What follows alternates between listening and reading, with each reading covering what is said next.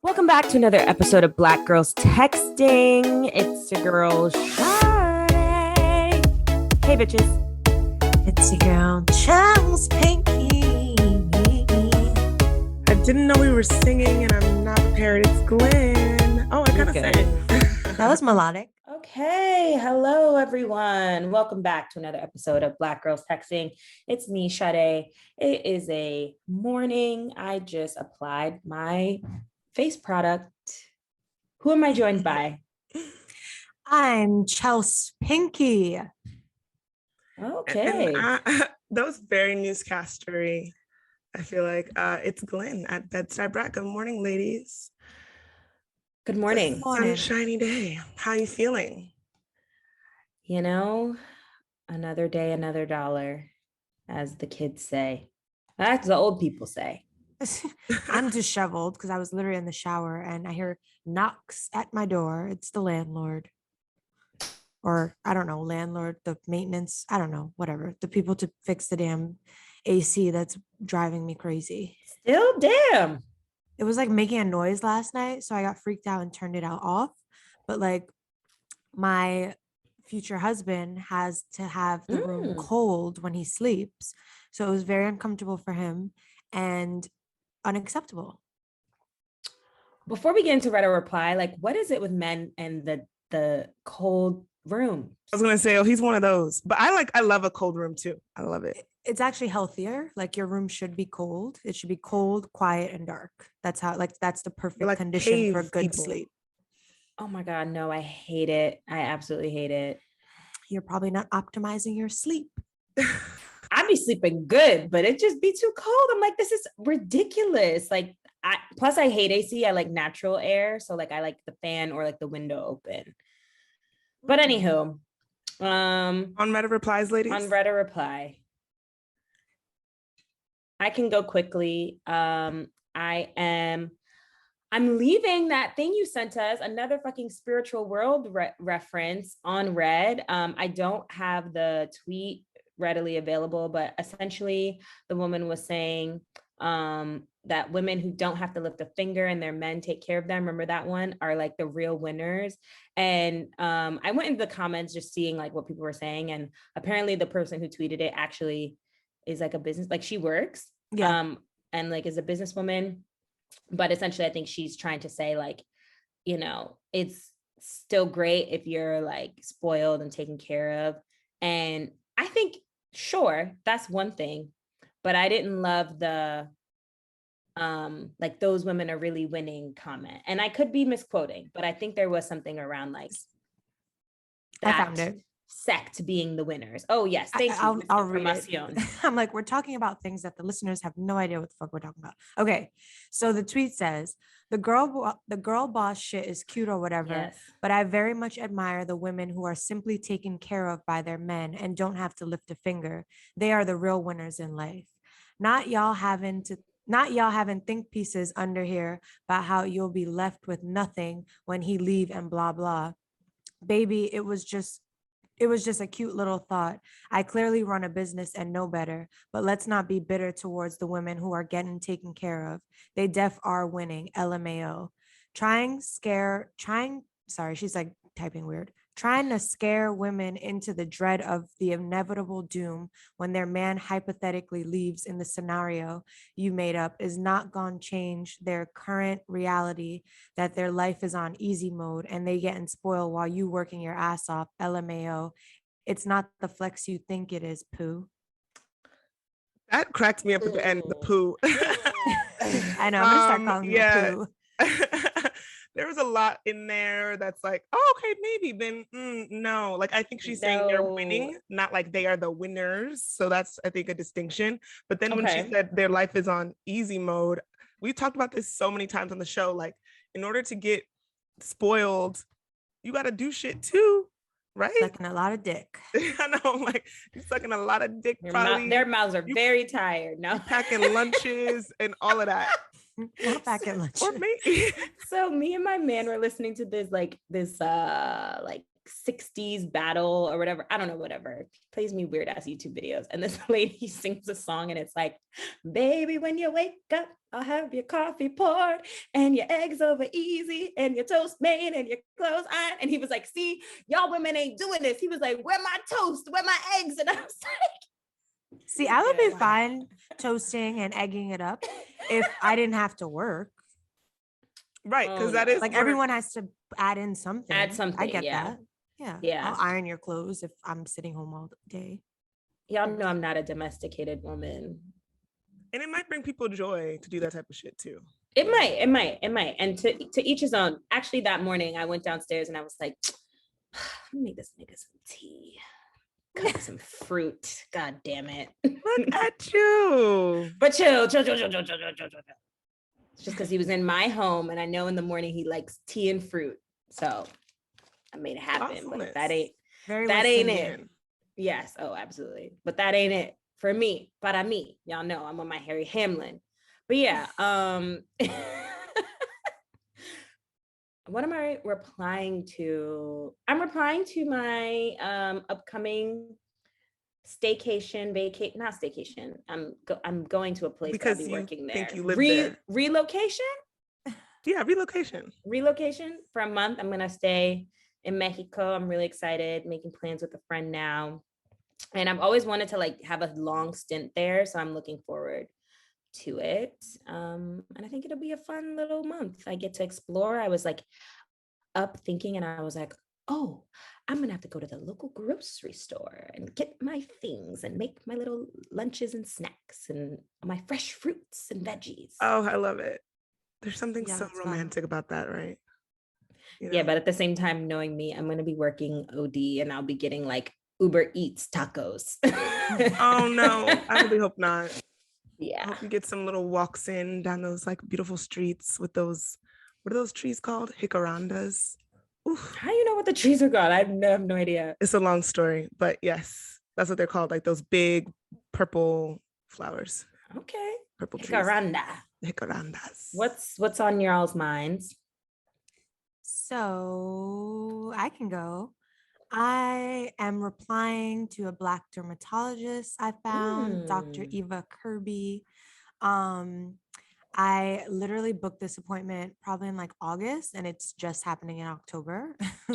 But I think it's because it's like a new patient, like you have to kind of wait longer or something. But yeah, I've been getting like really itchy. So I was confused about what that's about and she kind of figured it out.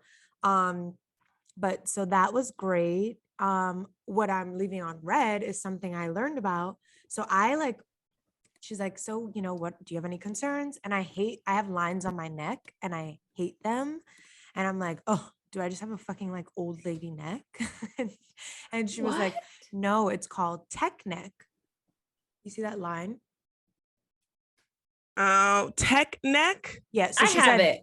Yeah, she said lots of people younger and younger are coming in with it. And it's because we're always on our phones and always working on our computers. So our heads are always turned down. So have like this like wrinkle basically that you're creating in your neck. And she was like, I mean, there are treatments. You would have to go to like a cosmetic dermatologist. But she was like, to be honest, like most people have it. She showed me hers. And it's so crazy because you don't really notice it on other people. But like, I notice it on myself. Like, it's the one thing I hate about. Oh my God. Appearance. Now I'm looking at my neck. Yeah, I'm always like this fucking line on my neck. But yeah, so it's called tech neck. So she doesn't do Botox. She does. And I also asked about that. I said, do I need Botox? Lots of my friends are getting Botox. She was like, she loves Botox. It's very expensive. She says it starts at $600. And you would need it every, you know, she's a doctor. So that's different than when you go to these like med spas. Yeah. But she told me I don't need it. And she was like, because when I animate, like the way how, you know, people animate differently and the way how my face animates, it doesn't create a lot of lines. So I don't need it yet. So, and if you're out there listening, I am looking for, you know, I'm always ready to try out a new spot. Accredited, Black owned would be preferable. I'll try it for free. For this sure Botox will. E-filler. Botox e-filler. Yeah. Yeah. You just and she prescribed. Sorry, and she prescribed me retinol because you can get prescription retinol for like way cheaper. It's like $10. Like, yeah, and like what you're paying for at Sephora isn't even as good of quality, except you're paying like $100 for it. So just make that dermatologist appointment. It's covered by insurance, and you can get prescribed retinol. I thought you had a bad experience with retinol. I did, and I was using the Paula's Choice retinol, and it was my first time. So she said retinol can dry out your skin, but like listen to your skin. So like maybe you shouldn't start with doing it every day. I also follow this girl. I'm forgetting her Instagram, but Sydney Utendahl. She like does a lot of skin posts. You probably know her from back in the days, but she actually puts her retinol on top of her moisturizer. So it's not like directly on her skin. And she's like, it still penetrates, but it's not as harsh. I like that. Okay, I might try that because I've had some retinol horror stories. That shit is powerful. You too. Yeah, it's like broke me out OD, but I was wilding. I was like, just because I had like 3 amazing days where I put it on and I was like fucking glowing, like I felt like anew. So then I started wilding out, and you can't do that. So what she told me is don't start off with daily. Like maybe you can get up to daily one day, but definitely don't start off with daily. Start off with 2 to 3 times a week. And a side effect is like your first 3 weeks, you might have like some crazy breakouts, but like that means it's working. Interesting. Okay. All right. Okay. Okay. So for my on Reddit reply, I'm lumping them together, replying to all the sex I've been having, but also leaving it on red because that shit is just like, it's a lot. I remember Chelsea saying that to us before, and I was like, what are you talking about? What do you mean? It can really just be like, oh my God, again? What? Like I dead ass want to sleep, or like I just don't, it's just a lot. And then I feel like I can get into this when we have a solo episode and I can expand on this. But like the sex I've been having is also like very nasty, and sometimes it's just like too much. Like there's so much spit. There's so, it's like, we're gonna do all of that again, that whole process with all the fluids and all the sweat and spit. Ew, you know what I mean? Fluids. I know, exactly. I'm grossed out. Yeah, I know. It's like sex is kind of disgusting when you think about it. Yeah. But yeah, it's a lot. But yeah, I'll leave it at that. What is Chelsea doing? I'm looking at my eyebrows. Sorry. I knew it. Let's get into this on the Patreon because I am having the opposite problem. So we'll dig into that. Right. Yes. With that being said, anybody have a hotline link? That could only mean one thing. I'll briefly go. I think I've mentioned this before. I am fucking booking an Airbnb for my whole goddamn family for Christmas into the new year. It is torturing me. I have so many family group chats. Now, new aunts who ain't even my blood aunts are coming and calling me. And I'm just at this point, like, all of you get a hotel and leave me alone. Like, I literally just got a text. Does it have Wi-Fi? I don't see Wi-Fi in the amenities. Ma'am, it is 2021. You think the place don't got Wi-Fi? Come on. I mean, you should check. Where are you guys staying? You should check. We're staying in Miami in Coconut Grove. But like my cousin just sent a screenshot of like the thing that says internet. So I'm just like, it's killing me. I got like actual aunties. Like we're talking 60 plus and all the couples. And the kicker, I'm not even staying there. I'm booking this for them and I'm not even staying there. So I would just love to get this over with. This is what happens when you're like the youth in the fam. Yeah. This is what you do. Unless you're like the real youth, like the baby, like you? Me. So I don't really do anything. Sorry. Moving on. So, okay, I have a question and I think I already know what this doesn't come off wrong. Do you? What am I going to say? That we're going to have a brown girl doing shit? I am. How do we feel about that? Well, I already have a Black girl doing shit, or like a Black collective doing shit, and then we're gonna shout out our brown girl doing shit. Okay, yeah, so I was like, I would love to have both, but I'm not prepared with the Black girl. Okay, cool. I'm already there, girl. All right, so I want to shout out this collective called, I'm hoping I'm pronouncing it correctly, La Rubea. It's a nonprofit organization dedicated to empowering historically excluded youth of the Rockaways through surfing.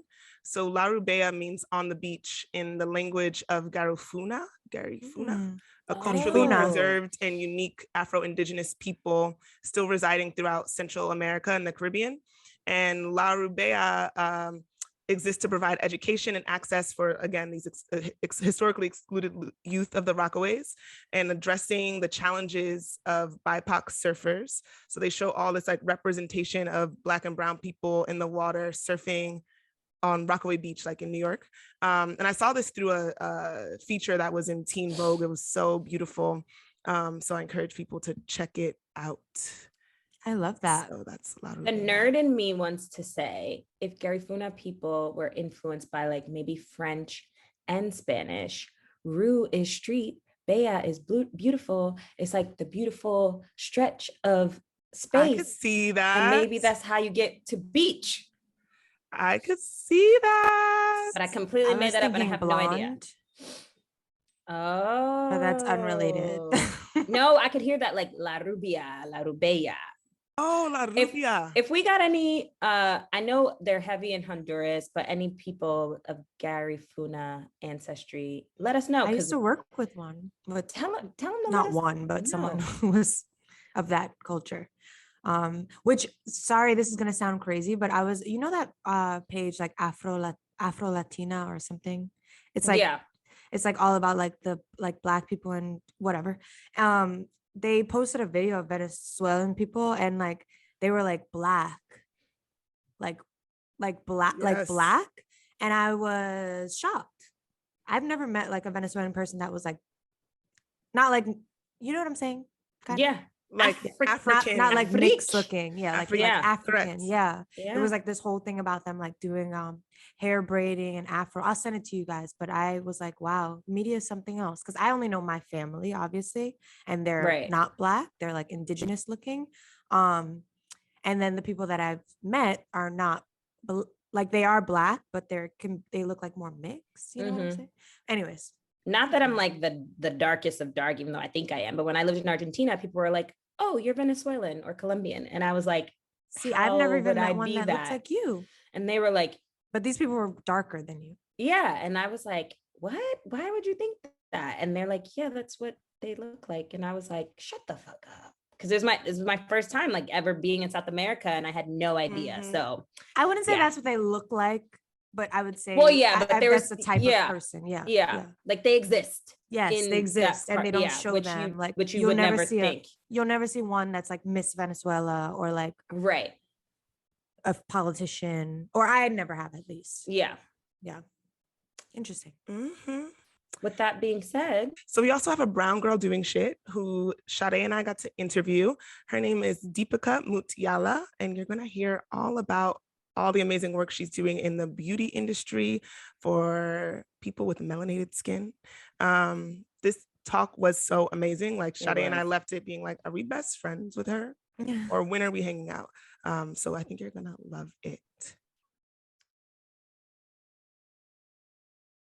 So we are so excited today to have Deepica Mutyala with us in the group chat.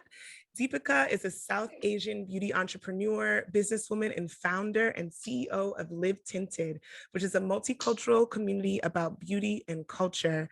Mutyala launched Live Tinted in 2018 as an inclusive digital community that explores diverse beauty for every shade in between. Live Tinted focuses on underrepresented people in beauty and their personal journeys with culture and identity. And Deepica and her brand have been featured in Vogue, Refinery 29, Inc., Business Insider, all over the place. Forbes, the New York Times, Elle, big things. Oh God, so obnoxious. No, it's not. No. Never be modest. We give our flowers on this show, especially to women of color. Hello. Yeah. Exactly. So thinking about all the work that you've done in your brand and your dedication to multicultural community about beauty and culture, I was thinking about our definitions of beauty and how we were raised and what we grew up with, what understandings you grew up with around beauty. So for you, Deepica, what types of depictions of beauty did you see growing up? Girl, I grew up in Houston, Texas, which is where I am right now. I moved back during the pandemic, and so it's Texas. So I saw a lot of blonde hair, blue eyes. That's what I saw, and to the point where I dyed my hair blonde and got blue contacts. Like, I know I need to find a picture, like a good one. Yeah. I have some, but it was like. And by the way, the first time I dyed my hair blonde, I went to like an Indian salon that does threading, and it was orange. It fully turned orange, like, because it's like I was never taught like how you're supposed to dye your hair blonde. Anyways, so yeah, that was what I saw in the world. And I remember I was 16 and I told my dad I wanted to change this. Like I remember being the Indian girl who was friends with a bunch of white girls, trying to be cool and trying to fit in and change things about myself, never letting people come over to my house because I didn't want them to see my mom in her like Indian clothes or cooking curry and things like that. And now I'm like, all those same girls want to come over for curry. Of course they do. Of course. Oh my gosh. I feel you so hard on that. Like, Glynn and I talk about growing up and like even growing up in pretty Black communities. We're both from Brooklyn, from Bed-Stuy, but like once you kind of leave your enclave and you go out into the city, end up going to high school or middle school where it's like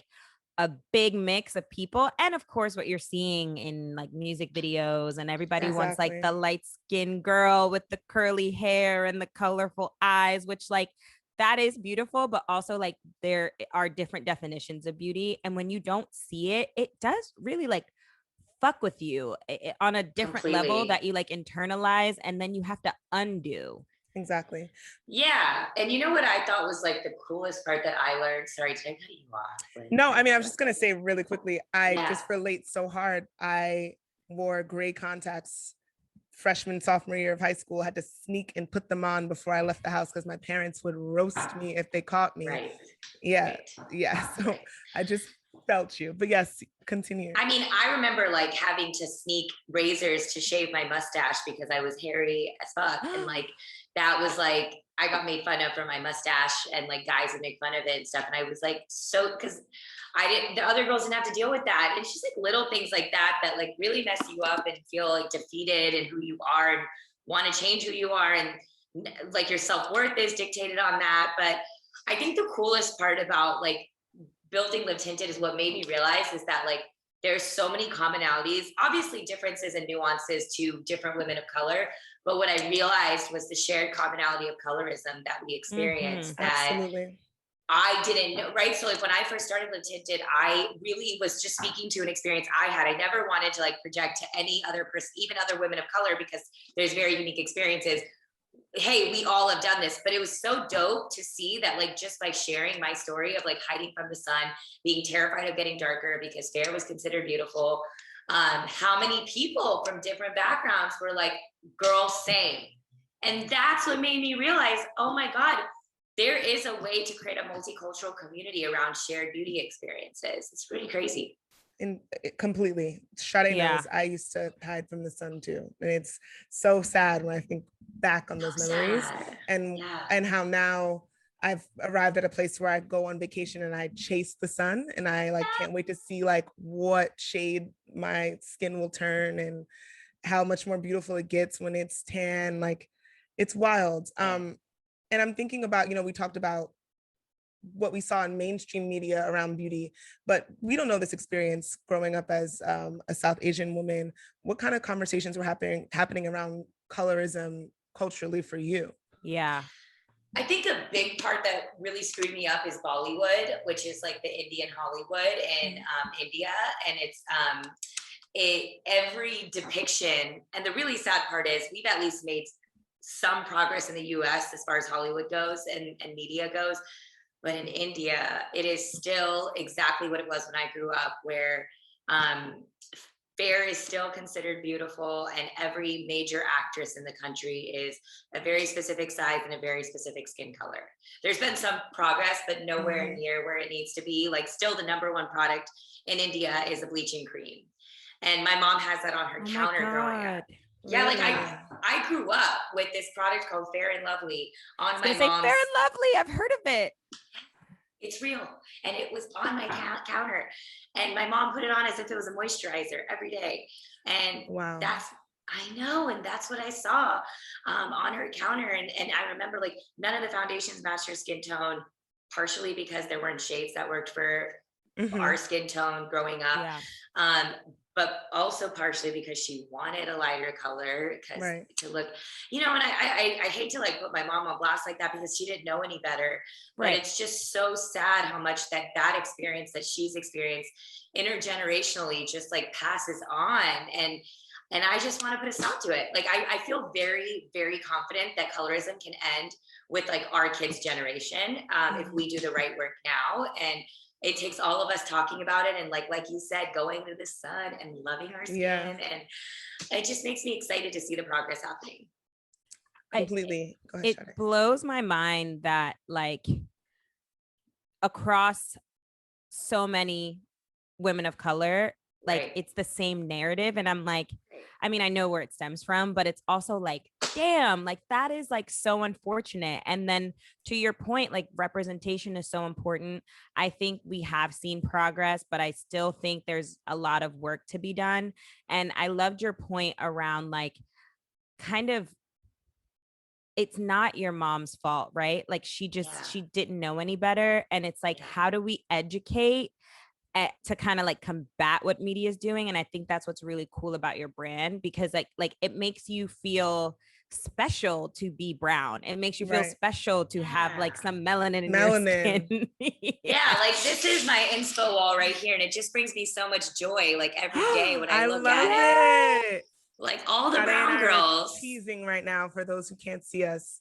You know, got Sade on there. You know, I'm like, hey, all the brown girls. You guys, so before I started Lip Tinted, we did an exercise. This is just a part of it. It was like 70 images just like this. These were some of them, my favorite ones that I put up. But 3 years ago, we did this and we laid it on the floor.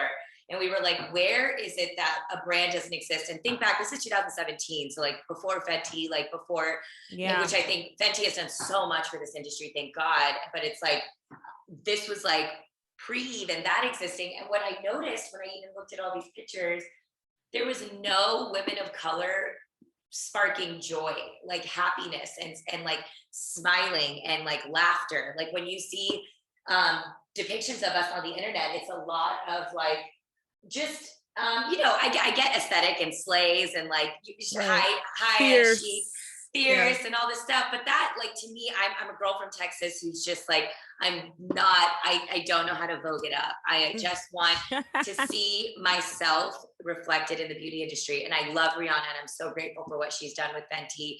I'm not Rihanna, right? Like I want something that's like, truly, I love that I can like, I remember they like featured me on their Instagram and I felt so cool because I fully tried to be in Fenty mode with like yellow sunglasses and like a dope puffer jacket, like all these things. But the reality is who I am is like what you're looking at right now. And I feel like it's important for young girls and boys and whatever you identify as to see yourself just as you are, right? And think that that is good and cool in itself. And so I tried to find the ones where I saw people laughing, but I thought y'all would appreciate that. Oh, totally. I love that. I love it. I have another question, but Glynn, this is her show. Like, no, I don't want to, I know. Go ahead, Sade. Glynn is a writer. So, you know, when we each take over episodes and like when it's her episode, sometimes she'll be like, bitch, you're fucking up my narrative, but we good. Okay, get in great. Here, get in there. Cool. So something that I find really interesting is, so I have a lot of Indian friends. Like I somehow was adopted into an Indian family. Lucky me, it is like the best experience. But something that's so fascinating and we talk a lot about is this concept of like colorism and the distinction between like the South Asian and the Black community. And the number one thing that like blew my mind is when I would hear my friend call herself brown, or they'd be like the brown girls. And I'd be like, wait, you guys say brown? And like, it was nothing I had ever heard before. Like, I know you didn't originate this term, but like, is it something that the Indian community has always embraced, or is this something like new?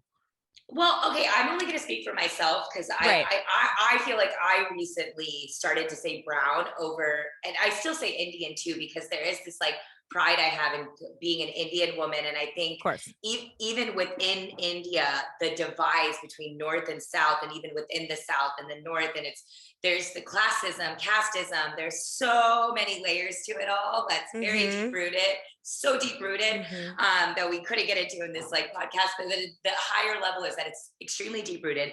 But what I've realized is, as I've gotten more comfortable with who I am and my identity and my culture, honestly, through building this brand, it's like really made me even realize like, damn, like how dope is it that I have this platform to be able to hopefully inspire other brown. And I think the reason I say brown now over Indian at like a larger volume is I really love the connection it brings to other people. I have plenty of Black friends who say they're brown.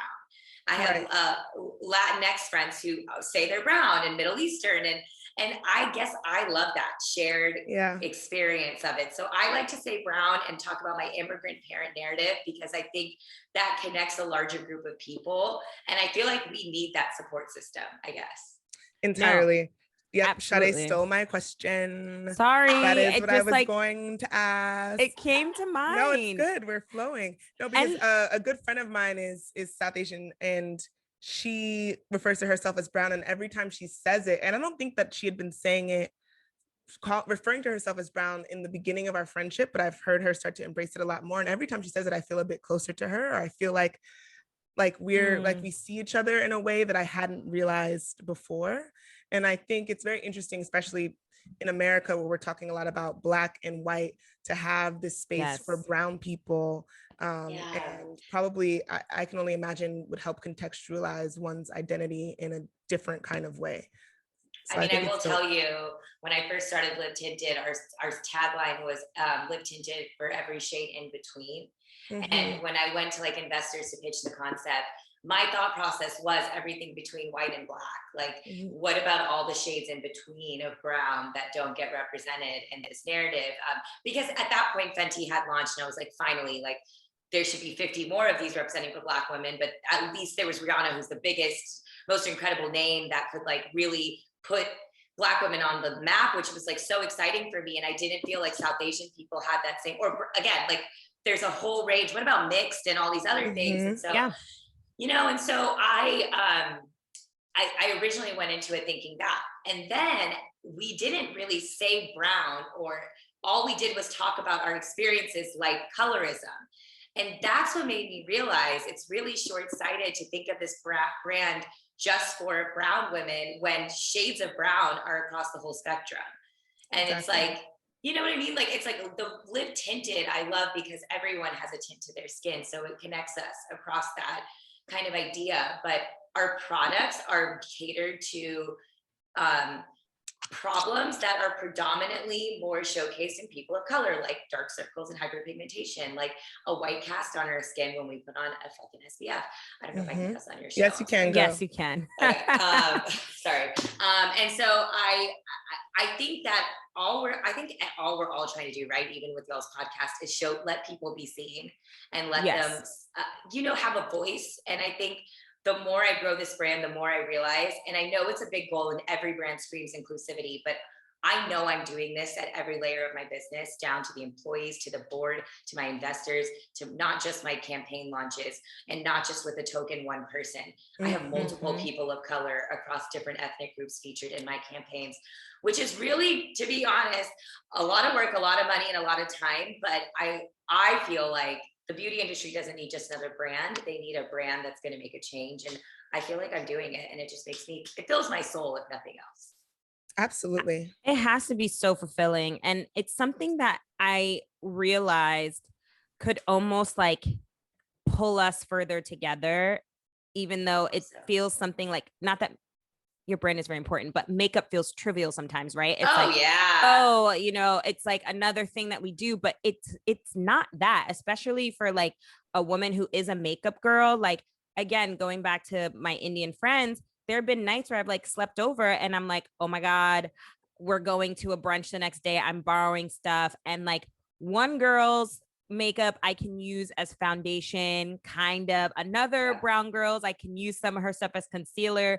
They're using my stuff to contour, and we're like all sharing makeup. And it was that moment where we kind of were like, oh my God, wait a minute.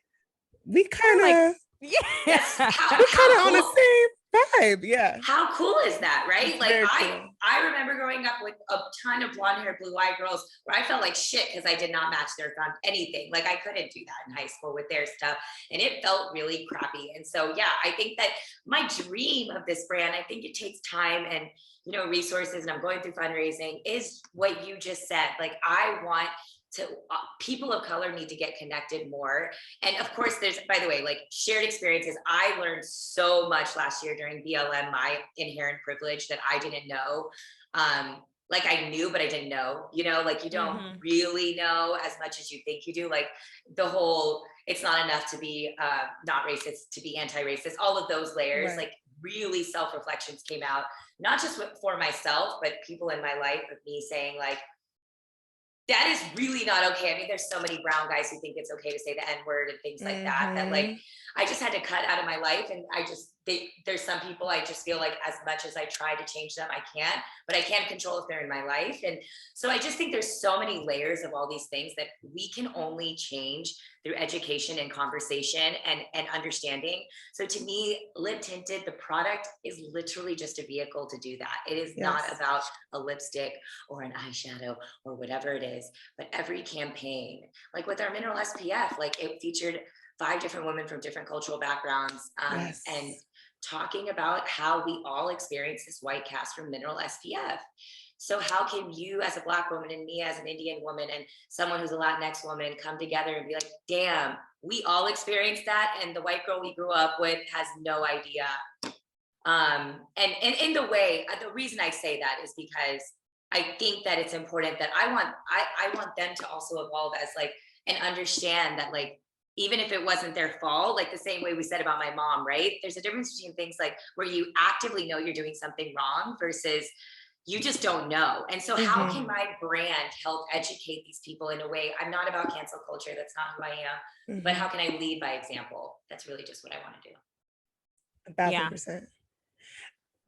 You got some, I was going to ask, we've been talking a lot about this community across people of color, and we go back and forth about this on the show. The term BIPOC, how do you feel about it? Do you like it? Do you embrace it? Do you feel like it's an umbrella term for you? I go back and forth too, and it's really tricky. And I think I'm just trying to find a way to connect people without neglecting people's individual experiences that are also important to understand. And so what is that term that does that? Which is why I've been leaning more into the word brown rather than BIPOC, because I feel like I can absolutely say that I identify as brown. And if other people connect to that, like I see Black women commenting back saying, girl, thanks for doing this for all of us brown girls. And it makes me so happy because like, I never know if that, like, I can't speak for a Black woman and say that what they identify as, but to see that makes me feel really good. So I think the intention behind BIPOC is right and positive, but I understand the nuances of why it could be seen as, I guess the word's problematic. I don't know if that's the word or not. Yeah, sometimes I feel like it's just very, and I embrace it when it's being used by the people that it purports to define, I guess. But then I think it gets like thrown out in this like buzzwordy way where it starts to like not mean anything. But I guess like, what do you think? I mean, I would honestly love to know is like a way. So say you are a part of the BIPOC community. Like, for example, I was trying to think of like, should my tagline for Lip Tinted be made by and for BIPOC people, BIPOC, so I don't know, or something like that. Because how else do you identify? Right now we're leaning into like made by and for all tinted women or something like that. That's that. That's I was gonna say one. something in that like. I agree with you, Glynn. It's a hard thing because I get frustrated when, yes, other communities now try to kind of bring us all together. Like, yeah, we're making progress, or we donate to BIPOC communities. What does that mean? What does that mean? Are you donating to Black people, Indigenous people? Then there's the POC part, right? Yeah, I'm like, who's in the POC? I guess I'm POC, but I'm also in the Black part of BIPOC. Oh, that's a good point. Yeah. Yeah, and on top of that, it's like, to your point, when it's amongst us, and we can use that as like a feeling of solidarity, because I think ultimately the goal, we're dismantling white supremacy over here. So we don't need to be contributing to any more of those sentiments of but in the same regard, we do have unique challenges and struggles. And when we start to think about like funding, politics, we do need to make distinctions. Absolutely. It's like, that's huge for me. Again, like that's another thing I've really learned. And we, charitable things, again, I don't want to assume negative intent, but yeah, this what y'all said rubs me the wrong way, where it's like we're donating to the BIPOC community. It feels very performative. And for me and Live Tinted, we haven't actually committed to like something, because nothing feels right until it feels right. And so we're actually like trying to establish more of like a grant program where we give creatives in our community a grant, not like a donation or anything. Like you go do what you want to do with this to go achieve your dreams, because I didn't have that for me as a girl who was told to go either be a doctor, a lawyer, or an engineer. That said, I know that I have, again, privileges allotted to me, that there needs to be certain dollars allocated to different parts of the POC community more than myself. And I recognize that. And those nuances aren't talked about enough when you bucket everyone together. And I'll even jump in and say, like, within your own community, there are so many layers. Like I can't speak for like the layers within like what you experience within I'll only speak for the friends of mine that I have, but like the way my friend will describe like her relationship with like Muslim Indians, or understanding the to your point, like the caste systems and like what certain people have access to. When you see some of these shows that depict India, and you see some of these like extreme regal lifestyles, and then I'm like, that can't apply to everyone. It's like, where do you even begin to like unpack all of that? And so I feel like it is fair if you were like, I need to do this for Indian women, I need to do this for South Asian women, I need to do this for Latinx women. But then at the same time, it's a common goal of us all progressing. And that's where I struggle. So it's really good for you to say that to me, because I'm going through this exercise in my brain now. I know that my people need representation, and I want to do it. I also identify as an Indian American.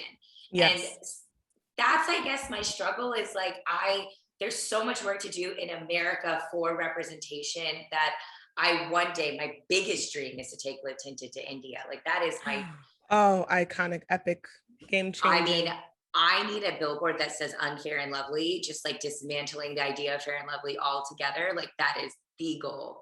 Whoa, tear it down. Whoa, girl, we might have to bleep that out, because that's hot. That's good. I know, we don't need someone stealing your shit. It needs to happen. You know what though? If they do, then it's happening and it's progressing. Like I felt that way even like when I started my brand around the pillars of diversity and inclusion, and then last year every brand said that they were inclusive. I mean, that at first was just it drove me bonkers, because I know the performative action of it. Exactly. But when you think about the larger goal, and the whole purpose is to move things forward, and if they're doing it, then at least the next generation, whether the intention is pure or not, is going to see a world where that's normalized. And I think that really made me feel good about what happened last year. But I think there's a lot of work to be done globally, and I feel like we can do that. So you're totally right about the nuances of it all. I think it's crazy. This is a little bit random, but I was having a conversation with a friend of mine similarly about this. Beyonce and Tiffany's and the diamond, I forgot what it's called. Is it the Love Stone? Sade, you don't know about this? I know about it. I don't know what the diamond is called. Oh, okay. But the girls are mad. They're like, why are you partnering with Tiffany's? These are blood diamonds, et cetera, et cetera. I veer on the side of like, this is problematic, but my friend was making the point, and having Beyonce and Jay-Z as a face of this campaign, but my friend was saying there's something powerful about seeing them in these Black people in the position as the face, occupying all this wealth. And like, we don't always have to think that these brands are using us, and that maybe there's something progressive about it. I don't know. Sade's shaking her head. Well, do y'all know Sharon C., the one who started the pull up or shut up challenge? Oh, I know that phrase, but I don't know who that is. Yeah. Okay, so she just posted this. I saw it right before this. Tiffany & Co. wants us to celebrate Beyonce being the first Black woman to wear the iconic Tiffany yellow diamond that, in case you care to know, was pillaged from Africa. And all media outlets ran with this incredibly tone-deaf narrative, no questions asked. It's 2021, guys. And she just goes off in her paragraph about it. And it really, again, it opened up my eyes. I'm like, damn, good fucking point. Like, and yeah, again, these are like the little nuances. Again, without the education, I didn't even go there. I truly did see it as what you said, as the latter. And the second I read that, I was like, shit, yeah, like, right. It took this long, like, and you're positioning it as a victory, like, exactly. I don't know. She's the first Black woman to wear this diamond. I'm honestly, the hot take, I'm over first Black, and I'll only speak for Black, because at this point, like, I don't want a seat at your table. Like, I'm good. Like, I completely understand. We live in a capitalistic society. Money makes the world go round. I need a headline. Yeah. But like, I want to be networking across and like building up my community. I don't need to have accolades from a company that or approval.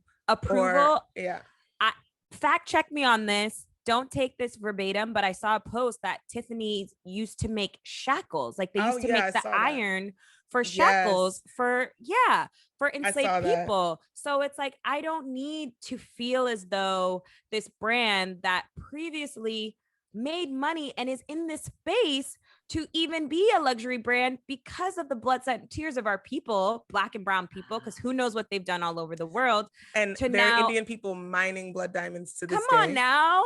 Like, and that's where it's like, and that's where the solidarity comes in. And that's where I feel good about the term BIPOC, for us to be like, fuck you, Tiffany, we're good. I'm going to go support XYZ brand of color that I know is not rooted in like demonic history of slavery.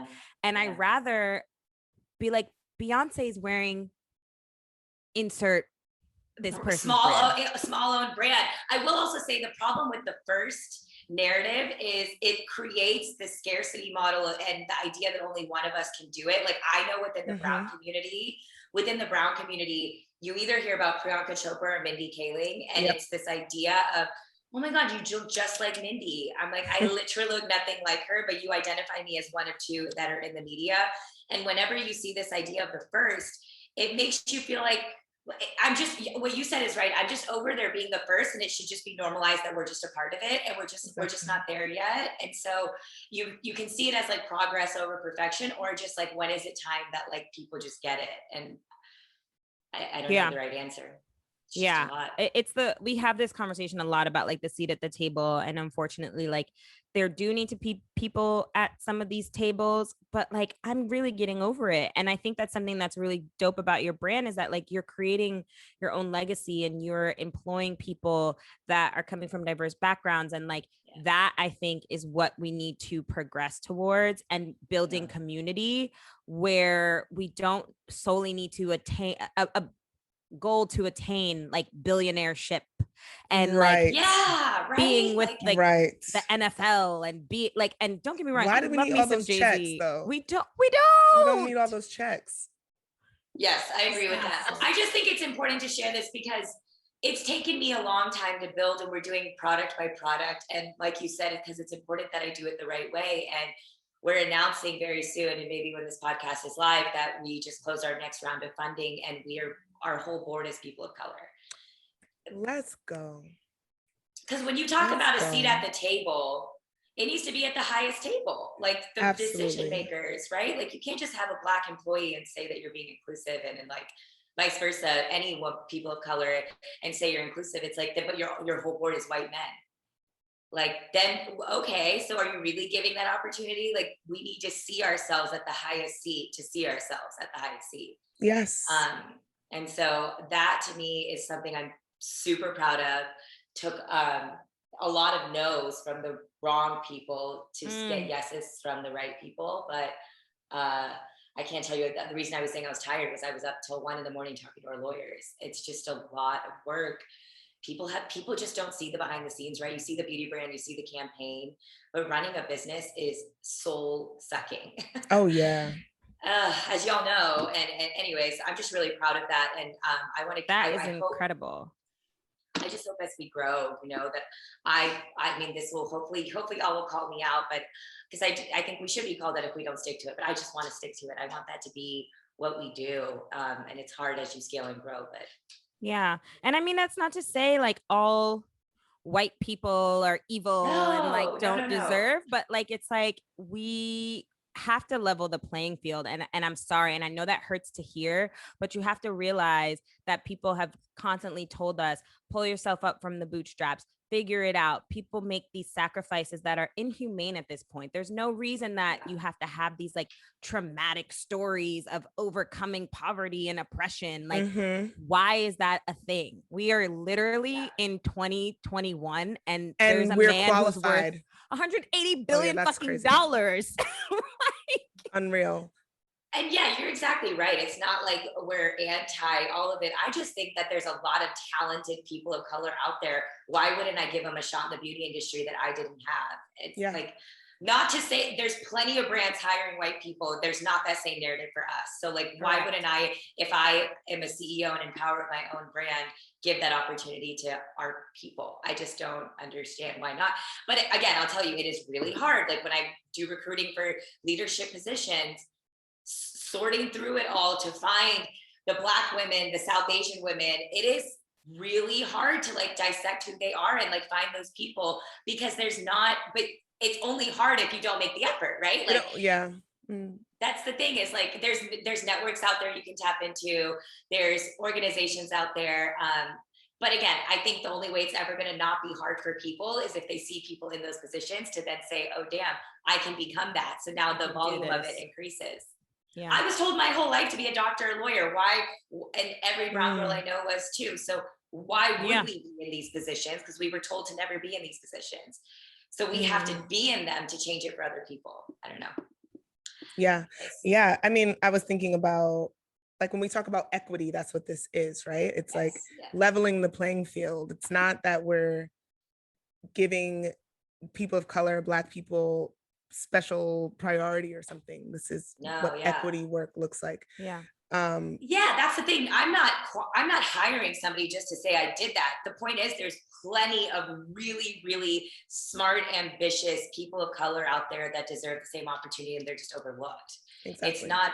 It's putting them in the pool of candidates at the first place that matters. Exactly. Yeah. And that's step one. So often, I work for a company. Most people know who I work for, but usually I don't like outwardly say it. And I have to say, it's crazy to see like our D&I initiatives and like literal goaling towards like 50% of like this level of leadership needs to be women. 50% of this level of leadership needs to be people of color. And like, that was a conversation that I don't think was happening 5-10 years ago. No. Absolutely. That's the thing. They're being forced into it, but again, better that than I'll take it. Than nothing. Yeah, that's true. Take it. I'm getting all my Black and brown friends up in the company. I'm like, oh, we have quotas to meet. Oh, I have people that can fill those. Here we have resumes. Exactly. How dope is that? That makes me, so I always try to focus on the progress aspect. So that makes me feel good. Yeah. And this is a therapy session. I love it. I know we don't have you for super long, but something you did say resonated with me, and I think our listeners would like to hear about this. How is it being like an entrepreneur? Like, you're pretty young, and like something Glynn and I were literally just discussing before we got on this was like the grind, and like you feel like, oh my God, should we just give up? Like, how do we do this? You want to work for yourself, but that like working for yourself, that's a whole other playing field, because it never ends. It never ends. So like, just give us everything you can give if you want to. Like, I would just love to know like how it started and kind of like what keeps you going. I mean, I feel like everybody says it's so cool that you don't have a 9 to 5, but I have a 24/7. So I don't know the glamorized aspect of it. Sure, more flexibility and things like that, but I don't really ever have a true vacation because I started my career on the corporate side of the beauty industry. I was at L'Oreal, and then Victoria's Secret corporate was L Brands. And both because of they were spaces that I wanted to impact and change, right? Like especially like limited brands and stuff, like they were, and as we all have seen with Victoria's Secret filing for bankruptcy and stuff, I wanted to be in the inside to be able to make a change. And then I went to Birchbox, which was like, do y'all know what that is? That beauty subscription company? Okay. Yeah, I remember them. I was an early employee at Birchbox, and that's where I really saw the growth of like a startup that was like venture backed with hyper growth and beauty industry, New York City. And it was like my business school. Like my plan was to go to work in the beauty industry, go to Harvard Business School, make my dad happy, and then start my own brand. But Birchbox felt like my business school. And while I was at Birchbox, I started a YouTube channel because beauty really was my passion. Like that same 16-year-old girl who didn't see herself, like I was obsessed. I was a junkie. Like being a beauty editor was like the dream job. So being a beauty influencer felt like a way that I could be an editor, but I had control over. Like becoming a beauty editor means that you have to know somebody, or it takes a lot of work as an Indian girl to become a beauty editor. That felt impossible. So I kind of created my own beauty editor role in becoming an influencer. And my second video went viral and kind of changed my whole life. And I took that opportunity. And the day the Today Show asked me to come on to do a segment on air when that video went viral, I quit my job at Birchbox to do the influencer thing full time. And that was really uncomfortable because like I saw myself as a businesswoman and a marketer, and like you can justify that to your immigrant parents, but to say that my full-time job is an influencer, a YouTuber, and all these things was really mentally hard for me. But I think because I had my dad in my head. But the reality is it was the new wave of marketing, and I saw that opportunity. Exactly. I was going to say influencers are business people and marketers. Yeah.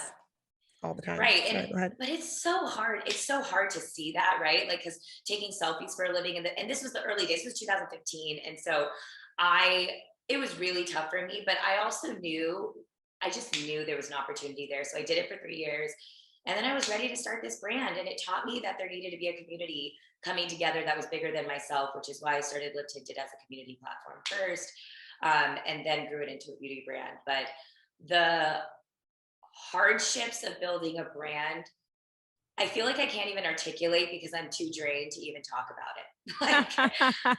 like I hope to one day write a book, but it's one of those things that I wanted to write one like during the journey to inspire girls to say like, look, you don't have to have all the answers, but get started.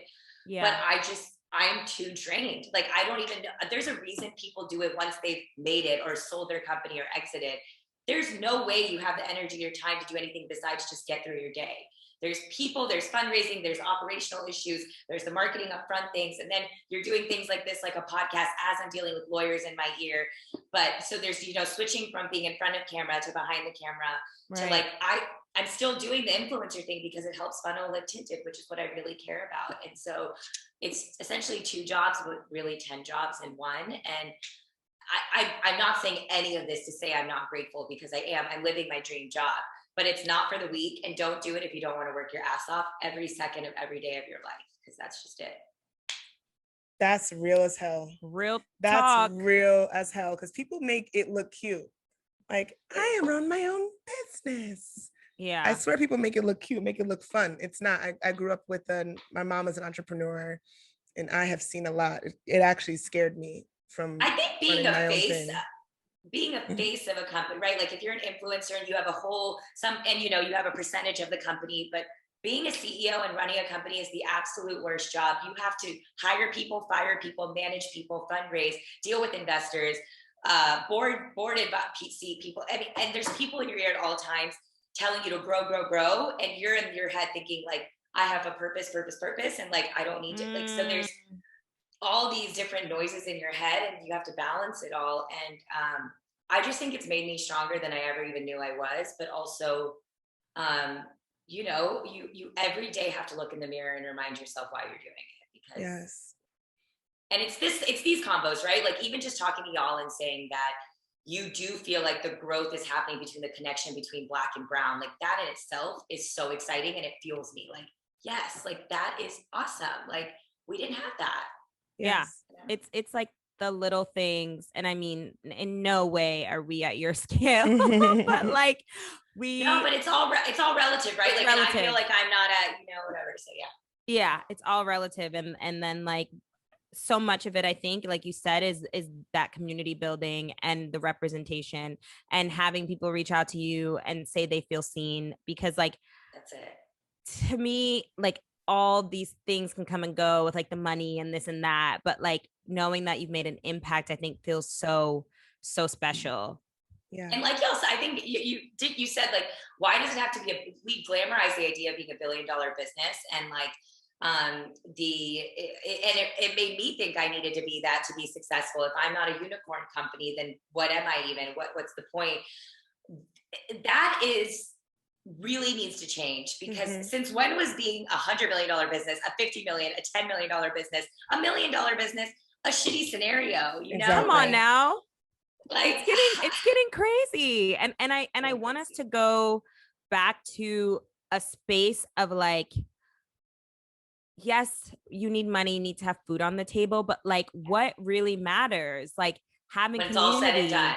Yeah, yes. When it's all joy, said and done, if like fulfillment, passion. Yeah. And I think that it's that dichotomy of like, you want to work for yourself, you have to bust your ass off and you're making a legacy, but at the same time, like those fulfilling things that you have are these moments, or hearing a review from someone who's using your product. And like, I think what has gotten us to this like sick place where people then go against their values is the need for more. Capitalism, you nailed it. Yeah, it's like, whoa, okay. Yeah, I guess it's sick. Yeah. It's sick. Well, I want to talk a little bit more about Live Tinted though. Yes. We're talking about the behind the scenes, but you mentioned the sunscreen, which I think is essential, crucial, very important.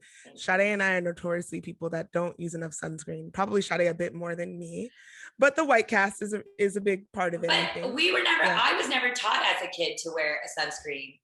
Like that wasn't a thing I was told, because I was like, oh, I'm not going to get red. I don't need to do this. And so I didn't know I needed to do it until this age, and now I'm going through being in the beauty industry and things like that. But now, if y'all know now and you still don't do it, we got an issue. We're gonna need to send you some of our sunscreen. I put it on some days. She'd be like, "Can I get 5%? 5% SPF?" But what are some of your other like amazing products? Anything that you want to tell us about your favorites? I love the under eye. Girl, I need to send you all a care package.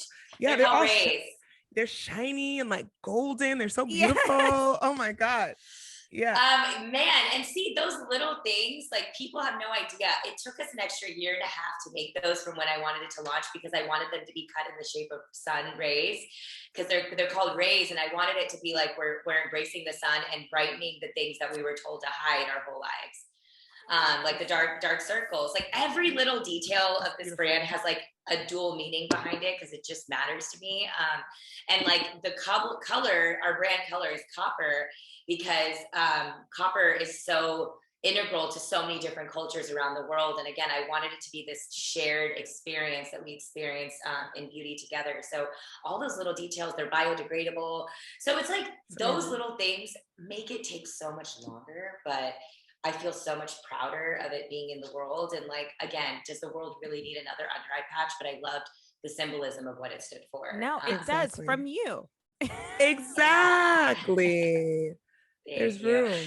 Yeah, there's totally room. And and I think for me, all the products we create, there always is a narrative behind it. Like I think a lot of people say this, but I'm so inspired by Nike and how every campaign they release is not about the product, but it's about the ethos of the brand. And I have to I'm not Nike to where like I'm still at the stage where my products matter, because it's the business. And so I always try to find a balance between selling a product, but like we said earlier, it's just a vehicle to tell our story. So I want to share our stories, and you're going to see more of that from us. Where by the time this comes out, I think it'll be announced, like our tagline, we're like just got trademarked and stuff, is every shade has a story, because I want to connect product to storytelling as a brand. And yeah, I'm proud. I mean, things are going well. Y'all were saying I was being humble earlier. I'm not that humble. I got this whole wall of... Come on, the accolades. We love to see it. Well, I feel like, oh, sorry, go ahead. Oh, I was just going to say, sometimes you need to just be your own cheerleader. Yes, you do. Yeah. What do you have on your eyes right now? Is that the Hue Stick? It's the Hue Stick and Raise. So all I put on today was Hue Glow, which is a serum moisturizer all over my face, Raise on my eyes, cheeks, and lips, and mascara. And I was just like, you know what? What? Less is more. No, for those who can't see, it's this like peachy, it's the no makeup warm. Yeah. I love Rise. Rise to me is a color that no other brand has. It's this terracotta orange that looks beautiful on every skin tone, but it looks different on every skin tone, right? Like, and because it's made with all natural pigments, so it'll just blend into your natural hues. So like on me, it'll look more terracotta. On your skin tone, it might look like a more brighter orange, and like, but it's still beautiful. And I felt like that was what made it so special. Was I really want to turn millennial pink into Gen Z orange. That's my goal with my brand this year. Into Gen Z orange. Oh my gosh. That's my goal. We'll see. So we usually have, we're called Black Girls Texting, and we talk about like spilling tea. You actually have given us a lot. I gave a lot of tea. So I don't even know. I don't know if I can ask this, but is there anything else on the horizon that you want to share with us? A new product in the works, or anything that we could say we heard it here first? I mean, I think there's no other interview I will do in podcast form that talks about the All People of Color board, and I'm really proud of that. And it's going to align and be announced at the same time as this. I mean, honestly, the money is being wired into the bank right now. So pray, like everyone, knock on every wood. That, like, fingers and toes. Until it's done, it's not done. So I don't want to jinx anything either, but it should be. And like next week, people are starting to wire and everything. So yeah, I have never given this much tea to any. I know. I'm like, I can't even really ask for more. I'm just being greedy now. My cup is running over. Is overflowing. Exactly. This is therapy right now, man. We just had a therapy session, but yeah, no, I love doing these. It feels, and honestly, the interviews of your podcast that I've seen feel very like conversational, and I really appreciate that energy. That's what it's all about. We really just try to show that we're just like anybody else, even though we're amazing and incredible and gorgeous and melanated and melanated and perfect and beautiful. I love and it. flawed and tired and overworked. Yes.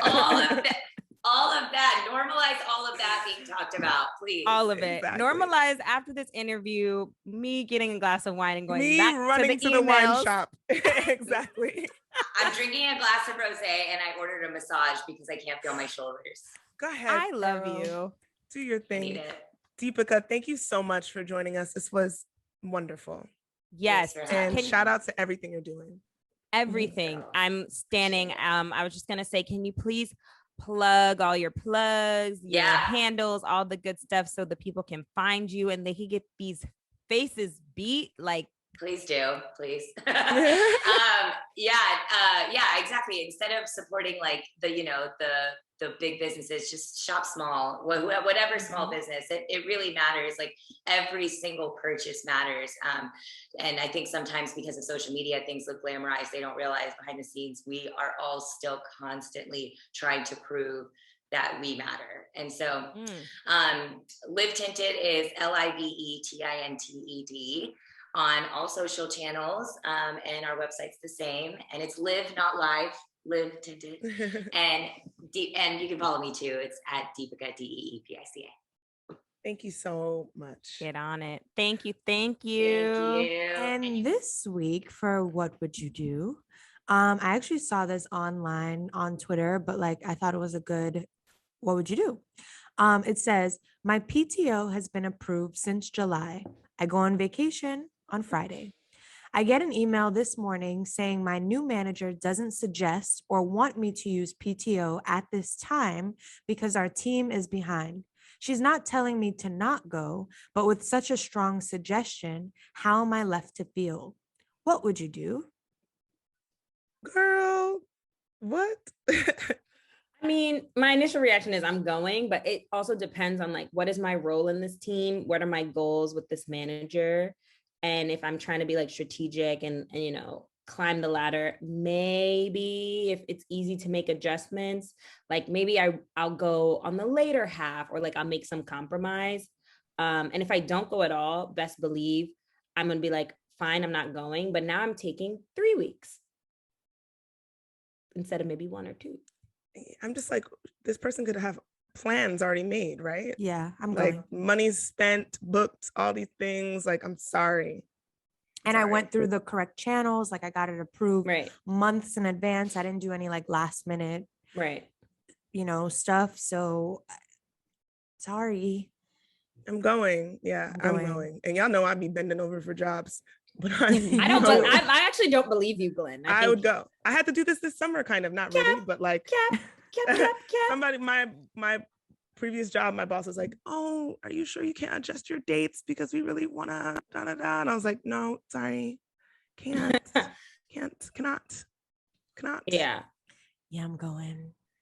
I'm thinking very specifically about where I am in my job. My boss is like, I want you guys to take PTO like before shit gets crazy. And I'm literally in my mind, like, I can't, like, I literally couldn't even in my right mind do it. I would just be thinking about the damn work the whole time. And that's a good point. It would just drive me crazy. So I just rather do it when I'm actually in a better mental space. But that's very different from this scenario, but it's definitely like influencing my thoughts.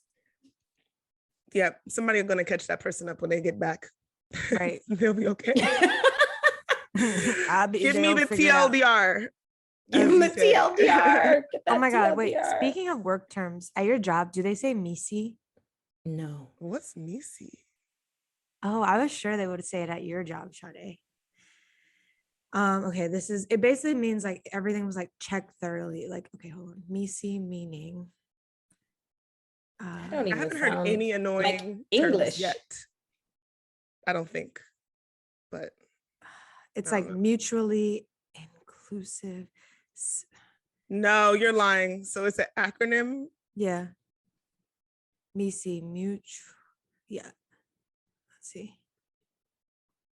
Oh, it's Misi. So it's mutually exclusive and collectively exhaustive.